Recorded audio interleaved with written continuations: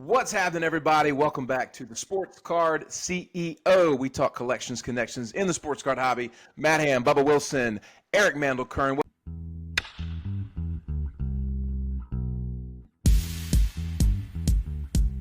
What's up, gentlemen? What's going on? We got New York horns. We are live, baby. This Let's is go. authentic as it gets. You will not find a more authentic podcast in the space, baby.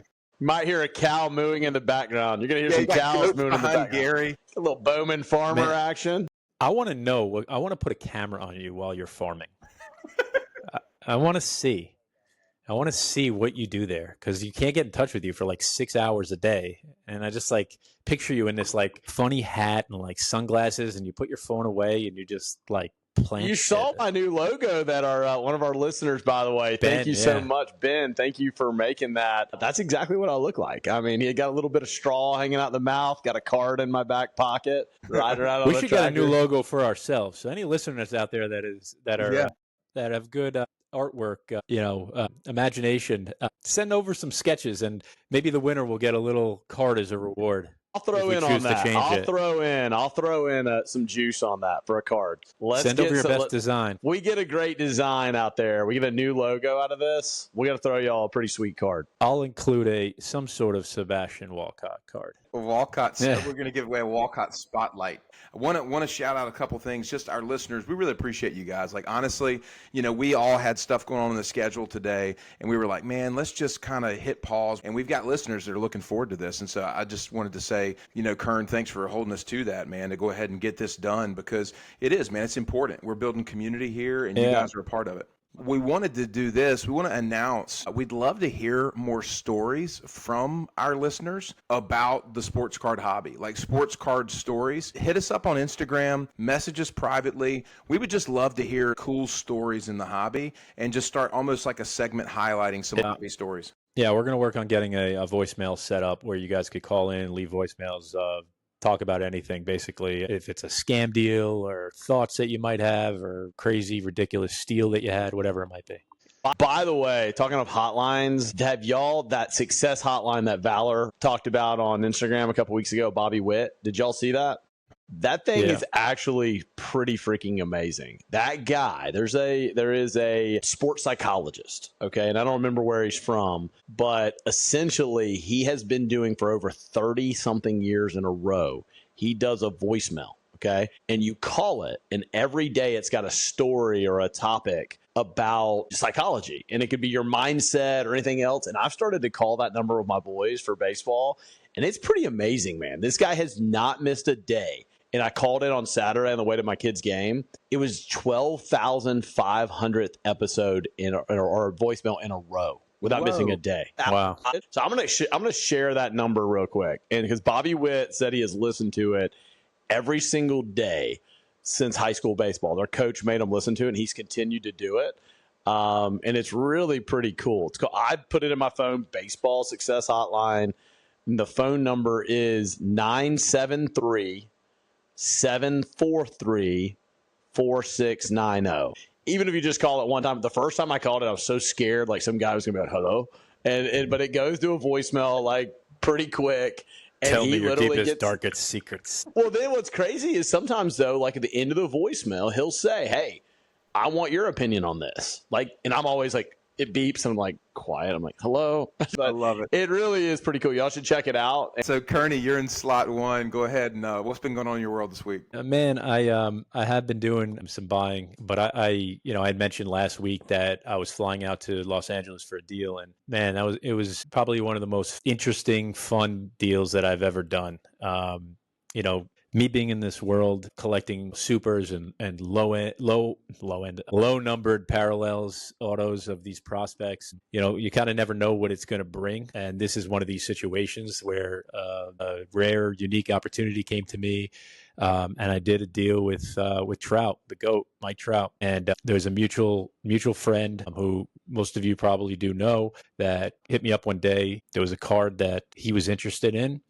And then it turned into a second, third, fourth, fifth card that he was interested in. And over the course of the last few weeks, we've been discussing different deals, and we finally agreed. And I flew out there. I took a flight at 7 a.m. on Wednesday morning, got in at about 10 a.m., went to an LCS in Orange County, ripped a bunch of cards, skunked. Went over to Angel Stadium about 2:15 or so. Got to meet Mike, chat with him, do our deal. Awesome dude, just all around great dude. Very personable, really, really, really nice guy. And it was, and then we went onto the field and watched batting practice, and we're on the field for a couple hours. And it was just and then we watched the game, and I flew home on the red eye. I mean, the experience itself was just awesome, but some of the stuff I got back in return for these cards, even more amazing. It's stuff that I'll hold forever, that I'll never sell. Some of it personalized, some of it not, but it's stuff that I will never sell. And it was just an awesome experience to do that deal. And it kind of brought me back to when we're younger and you're at a game and you get an autograph or something, and you hold on to that one good experience and you become a fan of that person. Like if you're 7 years old and you're there during batting practice and you get an autograph and you're like, I'll never forget that, and then you become a fan of that person, or on the opposite end of the spectrum where the guy blows you off and you hate that guy for the rest of your life. Basically, I'm saying he was a dick, but it brought me back to that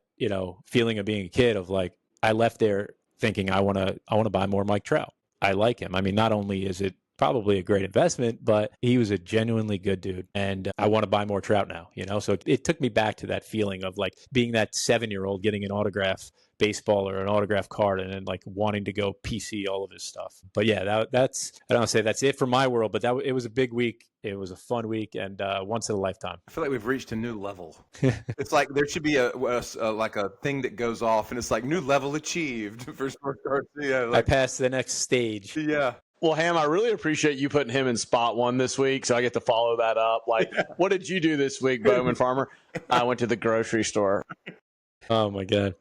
I mean, how do I follow this My up tomatoes went bad. I have a friend named Mike who helped me plant corn. How do I follow this up? Well, I got more questions for you after we finish this part of our segment here where we tell about our week. But for me, lost my voice almost on the weekend, had a great weekend, baseball weekend. Just time is flying by right now, man. School's about to be out for our kids here in another 3 weeks. Just trying to grab onto this time right now because, I mean, the days are flying by for me like crazy fast. Like I can't slow time down, it seems like.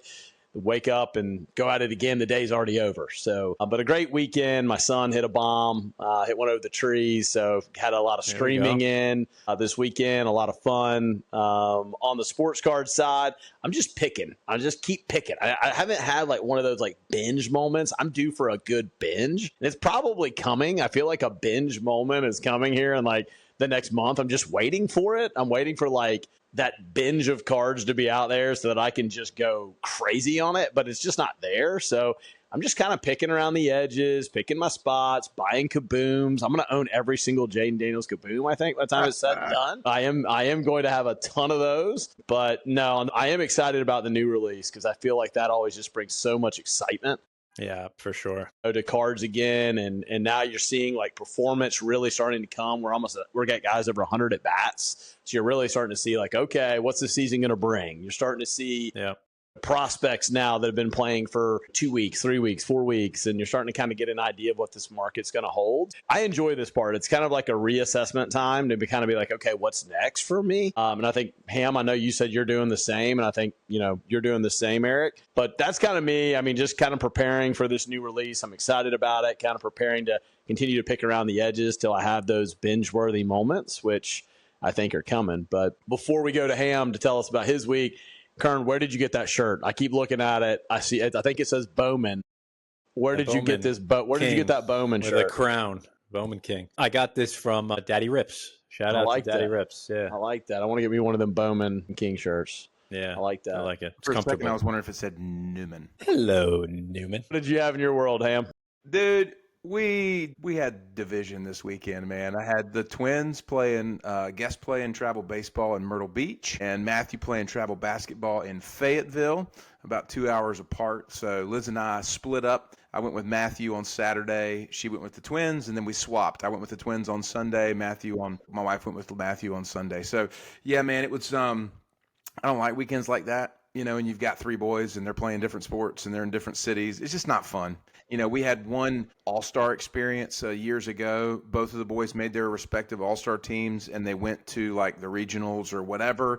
The twins were in Cali and Matthew was in like Virginia, and it was miserable because I was like, I want to watch my kids play and I'm divided across the country. And so I don't know, man, I'm kind of, yeah, y'all are gonna think You're that like I'm Archie Manning. yeah, well, I'm feeling a little cynical right now, honestly, on the whole thing with like, kids at 12, 13 years old and all this kind of stuff. And I think it's because we have three of them. They're all active. It's just hard to keep up with it all. And it puts a huge demand on your capacity as a dad to want to be there, you know what I mean?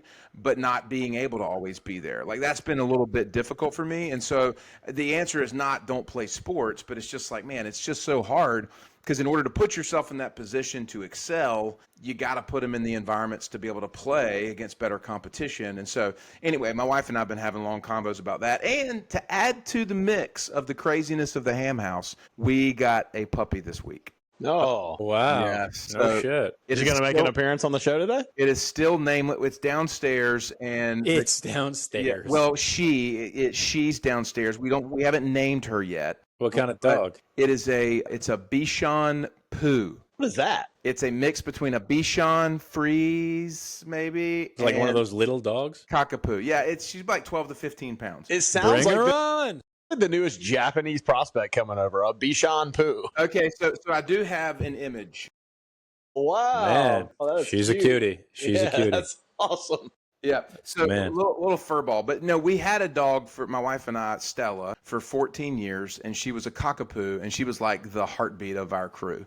And she passed away a few years ago, and we've not had it in us to go back to the well. And a friend of ours breeds these, and she had this one, and we were like, all right. So we bit the bullet. So in Awesome. the mix of travel, sports, and all this, we just Just added what a you puppy need. to the mix. Yes. So anyway, I need to sell some cards to pay the puppy bill, but that's the way it goes. But no, as on the card front, little Matt and I, we have had a couple of really good sales. It's funny, dude. We sold 180 some K in the first quarter, and we were killing it. And then April was like so flat for us. Like we had sold, I don't know, like $5,000 worth of cards or something. And we just had two big sales, like literally in the last 24 hours, sold about 15, 17K, something like that. So it was nice to get some inventory moving out and getting some capital back in. I got crushed on an order from PSA. We had one card that did not meet size requirements, which was weird because it was previously graded. So that's something we're navigating right now. And then our Michael Jordan that we had as a SGC 6 got a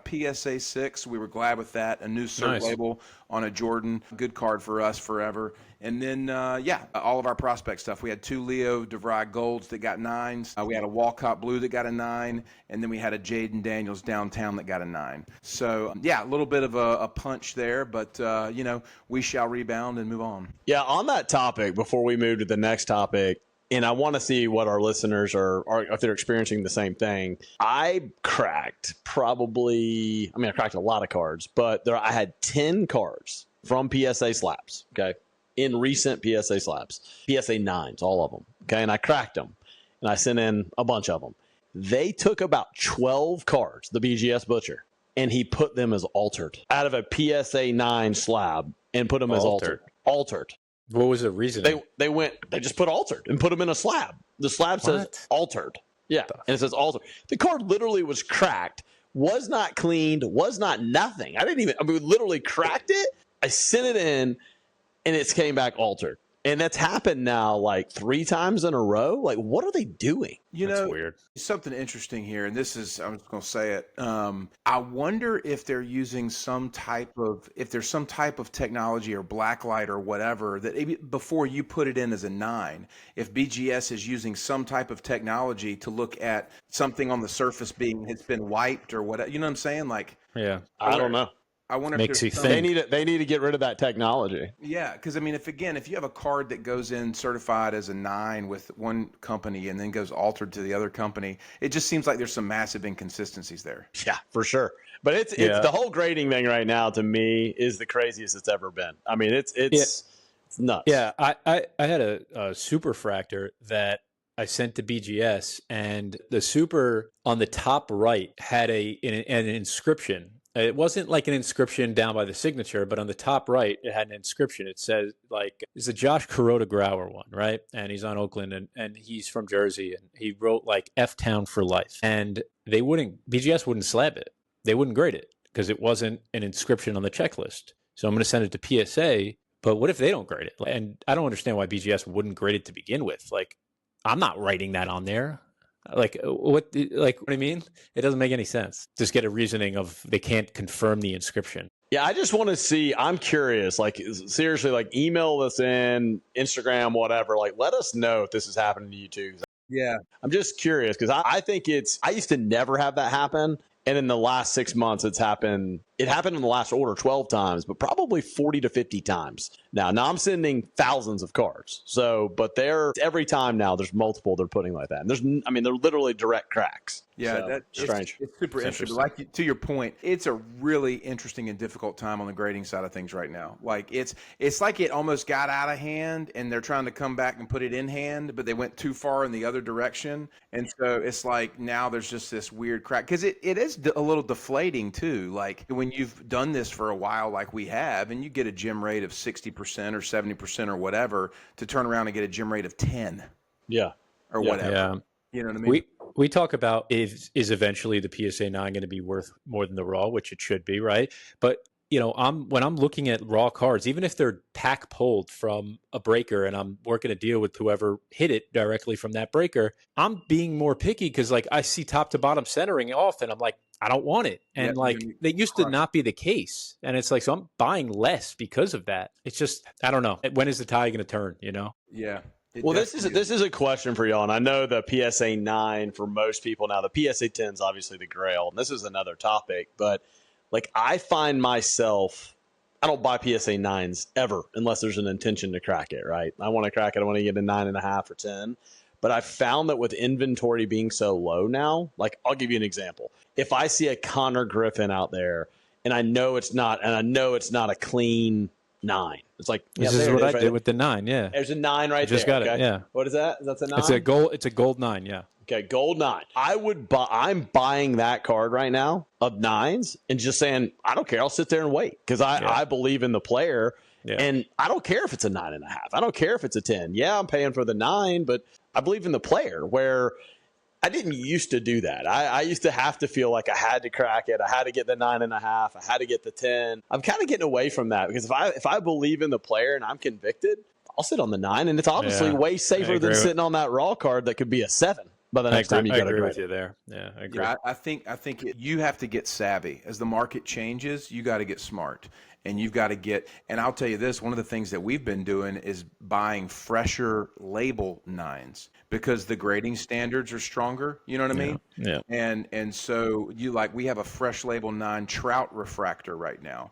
You know what I mean? And I guarantee you, without fail, that card under previous circumstances would have been a 10. So you're going to protect your investment long term. Have you noticed that to crack PSA cards, they've changed the glue again recently? Have you noticed that? It's hard. It's gotten really hard. I mean, Justin cracks all my cards. My brother-in-law, like, he's literally taking, like, he said it took him like almost 10 minutes to crack out a card recently. Yeah, I had that too. I'm sitting there like, it's recent. It's recently just become that way, right? Like in the last month, maybe. Yeah. It's like they're always maneuvering, man. They're trying to stay ahead. Well, guys, we want to jump into some content for the show. We also have a 1 minute with Little Matt, so I want to make sure we do that and just keep on task. What's up, guys? It's Little Matt from Ham House Sports. This is 1 minute with Little Matt. I'm going to be quick today so y'all can go back and enjoy the podcast. But 3 big comps. Number 1, Mike Trout True Gold PSA 1010 did $90,000. Trout is already hit 9 bombs this year and is tied for the lead in home runs. Next, Samuel Basallo, True Gold SGC 95, did $2,500. There were some big auctions ending this week, including Fanatics Collect Weekly and Golden Auctions Weekly, so we were able to get some big comps from them. Next, a James Wood True Blue. James Wood has been absolutely killing it. Did $1,850, and one more extra. A Jackson Churio Gold BGS 9.5 did $5,800. Go back to enjoying the podcast. This is 1 Minute with Little Matt. Peace. Thanks, Matt. You know, another one on the Nick Kurtz Super non-auto did $20,000. What? Is that insane to me? Yeah. And so, 20,000. somebody just bought it outright on eBay, and it was not, like I confirmed, it was real. It's a real sale. They didn't make an offer. They just bought it outright at $20K. Kurtz is the real deal. Talking about him, I mean, he had an orange go for $9,500, that PSA 10. I mean, everybody loves Nick Kurtz right now. I mean, I don't know if there's been a player that I've heard that many people talk that positively about that quick. I mean, like, that thinks he's going to go to the pros and he's not going back down. Yeah, he turned the corner. Yeah, Dude, I'm going to say it again. The A's, dude, the A's are going to be it. I mean, with Rooker, Butler, Soderstrom, they've got Kurtz, they got Jacob Wilson. I really like the A's. Yeah, the Jacob Wilson's a baller. They got Shea Langoliers. Yeah. It's kind of like everything everybody wanted the Orioles to be. But yeah. It hasn't been. That window is closing quickly on the Orioles. A couple things on those comps. Number one is if the Trout Gold 1010 did 90, that Shohei did 200. That's kind of wild to me. Secondly, a James Wood Blue 10's doing $1,800 right now seems nutty when you compare that to other guys in that same conversation. Yeah. We talked about this a few weeks ago. It's like, compare him to, I don't know, whose blues are, Ellie. I mean, yeah. I mean, Holiday still. I mean, it's like any of these. I'm glad y'all are finally drinking my James Wood Kool-Aid. I've been begging you boys for months to get on this wagon. And now, look at that. I did a redraft last night, okay? A fantasy baseball redraft last night. James Wood, first-round pick. People now know what James Wood is. Power, speed, top of the order, runs. Breaking news, man. Get on the trade. Get on the fantasy team. Gary's fantasy league. James Wood was a first-round pick. First-round pick. Can you believe that shit? Yeah, he's here, boys. He's here to stay. He's here to stay. I'm telling you, man, the hobby has not given him the due respect. No, they really haven't. They haven't. They have not. Including Eric Mandelkern. Oh, come on, man! I'm sitting here. I have a gold and a blue. I have a gold and a blue, but I might be holding the super that nobody knows. You never know. Really. I got some reds. You want a red? No, I don't need that one. We make a live deal. We make a live deal right here. Screw your red. Screw your little red. Speaking of deals, can we go back and reiterate what was said earlier that Kern just did a deal with Mike Trout? Yeah. Dude, that's nuts, man. It was awesome, man. I love that dude. I love Mike Trout, man. He's awesome. In all honesty, man, like you had to have that moment, that kid moment where you looked and you're like, dude, I am like in the A's clubhouse, with Angels clubhouse with Trout. Like this can't be real life. Nah, I mean, I was kind of nervous, going in there and waiting for somebody to come down and get me from the entrance, and take us back. And I'm nervous. I'm like, I don't know how this is going to go. Like, I don't know what to expect if he's going to want to just hand this stuff off and hand me what and then say goodbye or whatever. He stood there and he collects. Like he wanted to talk cards. Here's the question. How did you dap? Was it, hey, Mr. Trout? Was it, what's up, bro? With a little bat? Like, what was the... It was just a firm handshake. Okay. It was just a firm handshake. Yeah. Were your hands sweating? Yeah, I haven't washed them still. And I thought, man, like, when you look at these guys on TV, like he just looks jacked and, shorter. Like he's taller than me.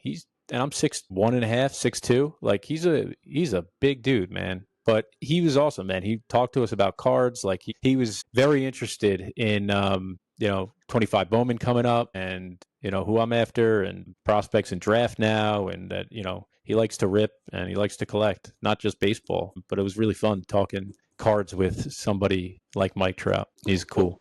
Well, we've talked about it before, how awesome it is to have Mike Trout healthy and back in baseball right Yeah. now. What it Yeah. does for the hobby, what it does for the So sport. I mean, just for my kids to be able to see Mike Trout. I mean, because my kids were younger, and now they're really into baseball and seeing it now. But we have some big milestones coming up with Mike Trout, and I think our show needs to kind of follow this. He's 13 home runs away now from 400, which is a huge moment in any major league career towards a Hall of Fame. And he's now, 28 RBIs away from 1,000 RBIs. So 2 huge milestones in his career.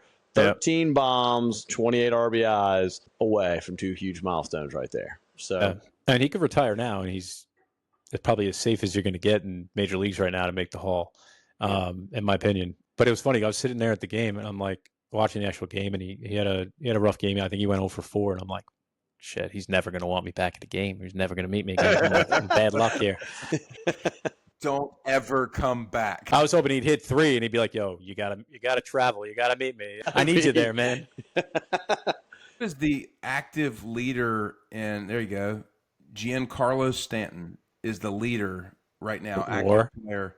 No, in home runs, 429. And Trout sitting at 387. That was just interesting. I was just kind of curious. So that 400 number is that'll be super interesting to see him get there. And you start to look at, Mike Piazza, right? He's got like 427. Kyle Ripken Jr., my guy's got 430. Juan Gonzalez, Andre Dawson, that's top 50 all time, basically. Yeah. Home runs in the big leagues. It's incredible. I don't think there's any doubt Trout gets over 500 in my mind. I don't think there's any doubt. I think he's got a lot in the tank left. Obviously, he still loves the game. He's still a fan of the game. This guy's still young. I mean, and he's hitting dingers. He's back to hitting dingers. Yes, he is. It's interesting on this list. I was just looking at this top home run list. Somebody who's interesting to me is Mike Schmidt. Mike Schmidt was your classic, just dirty baseball guy, right? Just had a dip in and he's dirty all the time. He hit 548 career home runs, 16th all time. Have you ever heard him talk about his swing?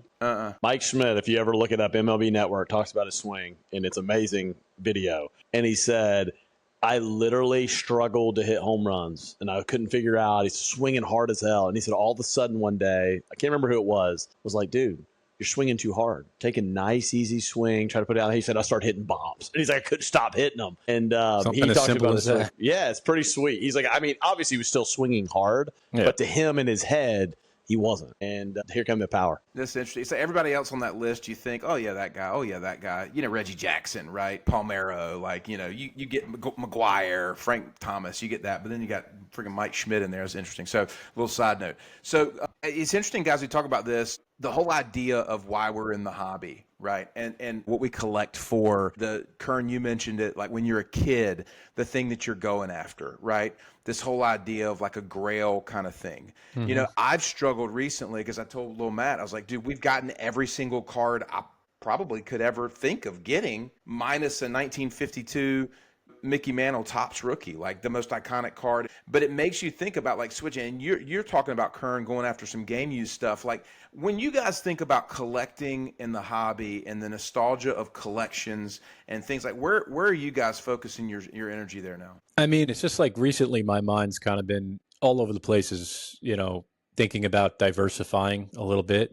Obviously the majority of my collection is modern baseball prospects, established guys. And, I'll call it PC, the cards that I just don't touch, that I just kind of put away and look at every now and then, or like some, Jordan stuff that I've had when I was a kid, Kobe autos that I can get my hands on, and, Jordan inserts and stuff like that. And then Frank Thomas cards, because I collected Frank Thomas since I was, I probably had 2,000 Frank Thomas cards. But, the more I do this, the more intrigued. There's certain cards that I want to have and just hold on to. This prospect thing kind of takes up so much time, and I love doing it. And so it becomes the priority when you're buying that some of these cards on my list aren't cards that I can't get my hands on. It's just that, like, when is the time to do it? Like, when is the time to not pull the trigger? I mean, I don't have endless amounts of money that I'm just going to spend on every card.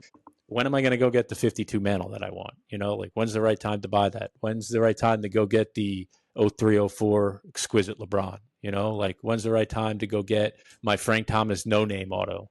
You know, the Tiger SP Authentic that I want. Like, these aren't cards that aren't achievable, but it's like I end up choosing a modern day superfractor to go buy as opposed to that. You know what I mean? And the more I think about it, the more I want to get involved in game used stuff. You know, highly game used jerseys, things like that for big moments is really what kind of triggers, you know, what kind of it gets me going. Not just any game used, you know, shirt or hat, you know, hat or jersey or sneakers or anything like that. It's like it's jerseys that are used in huge moments that really, and for a lot of games, and there's a whole market out there, and it's growing. And you know, I'm thinking like, you know, somebody has this one jersey that's been worn in, call it 10 games, that let's say, you know, a Kobe jersey. Like, obviously if I owned a Kobe jersey that was worn in 10 games, right, and they're out throughout the playoffs, like I'm not cutting that thing up. But like, think about that jersey cut up into cards, how nuts we would go if it was authenticated from those specific 10 games based on a hologram, and it wasn't even signed, and it comes out in a 101. Like, the card community goes nuts. But imagine owning that entire jersey. Like, I'm not saying I would ever touch that jersey and cut it up, but like, we go nuts after a small patch when we don't know what game it's from or what it's used from or anything. But like, imagine that jersey authenticated, knowing where it came from, what games they were used in a card, but having the entire jersey. It just seems like the value is like, the artifact is that much more valuable. You know, it's just kind of just something that's been on my mind. So I was going to share this with you guys, and I'll introduce you to him when we were at the National. One of the guys that got us into the hobby, his name's Jimmy Mahan, a Kentucky Roadshow cards. Jimmy owns card shops, but he's been in the hobby forever, and he's like the biggest kid you've ever met in your entire life. He was actually the team, I think he was like a academic, you know, like advocate for the players for the Kentucky basketball team when he was out of college. And so he got to know, he was there around the time that, like, God, what's this? Yeah, Tayshaun Prince and those guys were there. So he got to know those guys, right? And so then getting connected with them when they went to the league, he would go sit courtside and he would get their shoes and stuff. And then they introduced him to this person. And Jimmy has some of the most ridiculous stuff, like you're talking about, like game use stuff. So he created a museum essentially beside his card shop. And it has all of this game used shoes, whatever. And he's got little plaques where it shows what happened in the game. And on some of them, you can either press a button and it'll show like video clips from that game. That's cool. Oh, that's real cool. That's cool. All this kind of stuff. And Jimmy's this guy who's collected anything and everything. Like he's literally had everything in existence ever in cards and stuff. And he's moved into that, and then turning around and advocating for the next generation. And so Jimmy's one of these guys that like keeps the hobby alive, but it almost speaks to what you're talking about, Kern. He's gone through that progression. And so now he's like, you know, the game used type stuff with the stories or whatever. So it's pretty interesting to consider. Like, is the cards the gateway drug for me? You know what I mean? Like, that's what I feel like is like a real thing. Yeah. It really intrigues me. You know, like, I have a good friend that's probably one of the biggest game worn collectors in the entire world. And I talked to him a lot about this market, and he owns some of the greatest jerseys in our history, like Knicks moments of all time. The Reggie Miller choke jersey, you know, the LJ 3-pointer, or 4-pointer, you know, 4-point play, things like that. And it just, I don't know, starting to intrigue me. Watch out, game worn world. Here comes Kern. But I got to do my research. You know what I mean? Like, I need to. I'm not just going to start buying, and I'm not buying to the intention of flipping, or like you kind of somewhat doing cards a little bit. Like, you buy what you like. You know what I mean? And it's like genuinely, and you know, everything that you like is almost a pop one. You know what I mean? Because that moment didn't exist again. It didn't happen again. There's only one jersey of the Reggie Miller choke job jersey at Madison Square Garden. Like, there isn't another one. I'm smiling right now because I just see the opportunity of these super fractors I'm going to be buying, baby. He's buying game worn. I'm getting all the supers, baby. The red supermarket has opened up. Yeah, you can buy all Nobody's that saying game I'm worn. going to stop that. Buy it all. It's good stuff. Get that stuff. Cards are no good. No. So, Gary, what do you – I know at a moment you were kind of looking at vintage PC. Do you still do any of that stuff? So, I mean, I'm in general in my life, I think where I'm at, my kids are getting a little older. I think as a parent, you start thinking, like, what do you want to leave your kids, right? Beyond money, beyond obvious stuff, house, you know, money. What do you want to leave your kids, farm? for me, land is a big part. Well, seriously, land is like a huge part of what I want to leave my kids is land. I mean, I own a lot of land, and that's just kind of what I love. I love land. And so for clip that one. I love land. I love lamp. I love. Kurt just doesn't understand. He's like living. He's got like a patio with like a patch of grass the size of my cell phone. Bro, I don't like, have a patio. I love land. I love land. But for me, I mean, you think about what you want to leave your kids. You think of what your legacy is going to be and what you want to do. And I've thought about it a lot in cards. And I think having cool Bowman first of some of these guys that we currently are all into, Bryce Harper's and some of those, I think that's pretty sweet from a value perspective, I think long term. But really what I think I want to compile, and I'm hoping I'm not shooting myself in the foot by saying this, but I want to have every autograph of every Hall of Famer. And I don't care if it's a cut card. I don't care what it is. But I want to have a nice autograph card of every player that's ever done it that's in the Hall of Fame. And I know that's not going to be easy to do, but that's what I think would be cool. I think it'd be really cool to almost have like a plaque like you were talking about earlier and have like a wall. And it has every guy that's ever done it. And you could have the generations there and have an autograph to give to your kids. Just a really cool thing for your kids to know that, hey, they can continue to build on it. And so that's kind of where my head's at on it. I'm a baseball guy through and through. I'm a football fan. I'm a college football fan, but I don't really care. I mean, I like Peyton Manning there. I like Drew Brees, but outside of that, I'm not a big I like Tom Brady too, but not a huge collector in that space. More of a flipper in football. Basketball, I could care less. I mean, obviously I respect what MJ did and all that stuff, but golf, I do think I think that was kind of a segue we wanted to talk about as well. Where's some future value? I think golf is going to be that. I think golf and Tiger Woods stuff in the future, I think we look back at what Tiger Woods has done, and now you got Rory still pretty young and just did what he did, and you've got Scheffler, and you got some of these guys. I think golf has the ability in the future, because there's so many young people getting into golf earlier now than they ever did. I think golf has an opportunity as a hobby to really rise in the future, in my opinion. Yeah, I would agree. Matthew and I have talked a lot about the SP Authentic Tiger Woods auto, Eric, that you mentioned. Yeah. I just think that's just an iconic card. Every single highlight of golf from 1998 until 2015 or whatever, 2019, it was Tiger Woods. I mean, it's just ridiculous. He's one of those guys that I want to have more of, whether it's cards or just anything. When you talk about Jordan and Mantle and Muhammad Ali and Babe Ruth and you know what I mean, these kinds of guys, like Tiger's definitely in that conversation with those kind of iconic names, 1,000%. Exactly. So, and I think about this like we have this little kind of card cave in our house at the Ham House, and I would like, man, I want to bring a guest into this room and be proud of, look at this piece that we have, you know what I mean, or look at this thing, and again, that's where I struggle with the prospect stuff sometimes, because it might be a $5,000, $7,000, $8,000, $10,000 card, but people are like, who's that guy? Yeah. I'd rather be like, but that's what gets you there, right?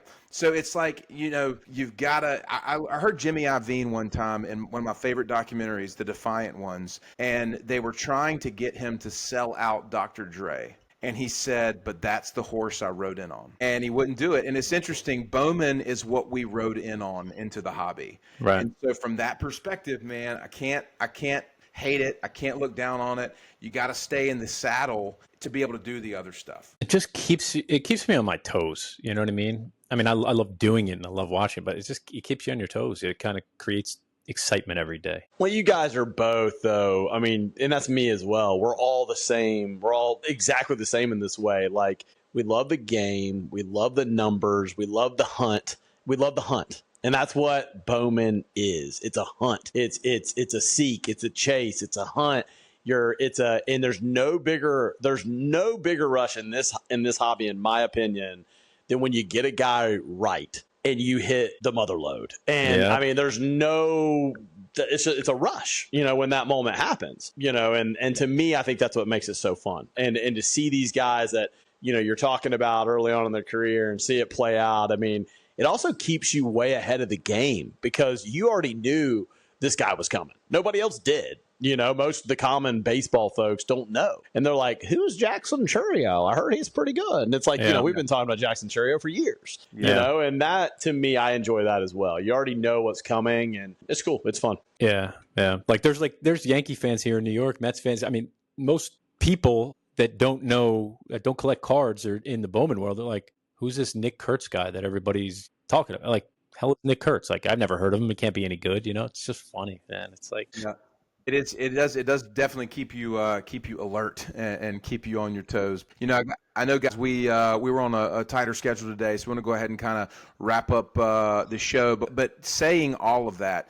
I want to preface. I think our next show, or maybe the next two shows, we're going to be focusing on the 25 Bowman release and diving into some of those picks and things. So make sure, to our listeners, you guys stay tuned and join us back for that. But you boys have any final thoughts as we wrap up today? Yeah, no, other than the next episode, I'm hoping that not only are we going to talk 25 Bowman, but we're also going to release our new partnership. I think that's extremely exciting when we do roll that out, what that's going to bring to the show. And not only the show, but to our own collections and this kind of intel that we're not only going to be able to take for ourselves, but be able to share with you guys on a regular basis. I think it's really what's going to make our show go to a whole nother level as far as what we do with Bowman and prospects and baseball. And so I'm excited about it and looking forward to announce that partnership, next week, hopefully. Yeah, same here. And we'll put anything out on social. Again, anybody has any design ideas for a logo, if it's something we use, you will get some sort of reward from Gary and I. And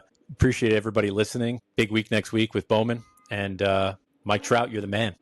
Guys, flood Mandel Kern's DMs with game-worn stuff that would just really get him excited. Get those DMs flooded, because the new super fractors are coming. I need his mind on something else. Just for the record, Ham House has another orange Walcott coming in. Just so y'all I saw that. Just so y'all don't think we're in the game over here. Right, that was a little low key, under the radar.